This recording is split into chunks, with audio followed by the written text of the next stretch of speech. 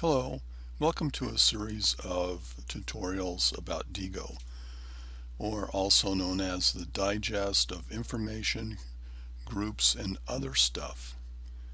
And as the heading here says, Diigo is a multiple tool for knowledge management that's easy, versatile, and powerful. So when you check out Diigo, just scroll down, get a good idea of some of the things it does, and because it does so many things, we'll have to do a whole series of video tutorials here.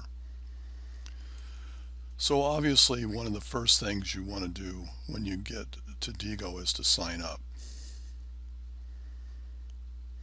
It has your basic information here for signing up, and as an educator you might want to check out the free education upgrade. But if this is your first time using Diigo, just sign up with the free basic account just so you can get a taste of what it does. And later on you can always do the education upgrade. So since I already have an account, I'm going to sign in. And you see you can also sign up and sign in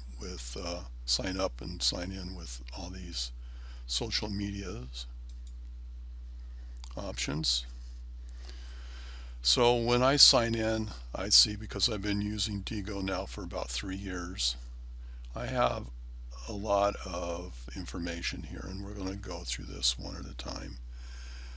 But before you even do this, what I want to make sure that you do is that this Diigo toolbar right here, I'm using Firefox. So what you need to do is you need to make sure that you install this Firefox toolbar. So there are a couple of ways you can get the toolbar. One way is that once you've created your Diigo account, is that you can go into your account, click on Tools, and you get a lot of information here about the tool browser add-ons. One option is what's called the Diigolet, which is a simplified toolbar, which they recommend for new users. But down here are the Diigo extensions you can get for Chrome, Internet Explorer, and Firefox. And you can read about more information about Diigo here. Another way to get it is to go to www.diigo.com/tools/toolbar, and this gives you a lot more information about how the toolbar works. And you can just click here and install it in seconds. Now, right now I'm just using, this is the toolbar for Firefox, and if you're using Chrome, I'll switch to my Chrome.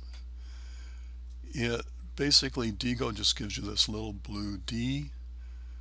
It doesn't give you it gives you the same functionality, but in a more compact form. So if you're a Chrome user, or in my case I use both of them, then you can install the extension on both of them and basically get the same thing. But for this demonstration, we're going to switch back to Firefox.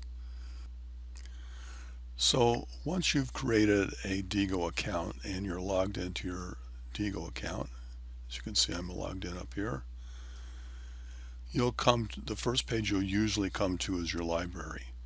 Now, since I've been a Diigo user for over 3 years, my library is populated with lots of bookmarks.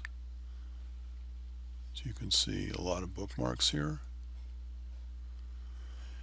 I have several lists, and I have a lot of tags. My network is a network of the 32 people that I follow. So whenever they bookmark something in Diigo, I get to see what their bookmark is. And 28 people are following me. And so if Liz Davis, when I bookmark something, it shows up in Liz Davis's Diigo account. So here are my groups. These are groups that I belong to. Diigo in Education is a group I joined. New Literacies is a group I created. And if you're a teacher, these groups can be groups in your classroom that you have a lot of control over. So if you have a teacher education account with Diigo, then you can create classroom groups. So you can see the several groups here that I created or I joined. And the community is the larger Diigo community.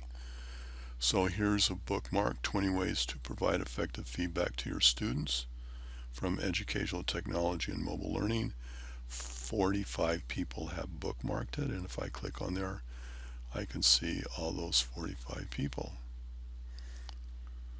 And I can then go to each one.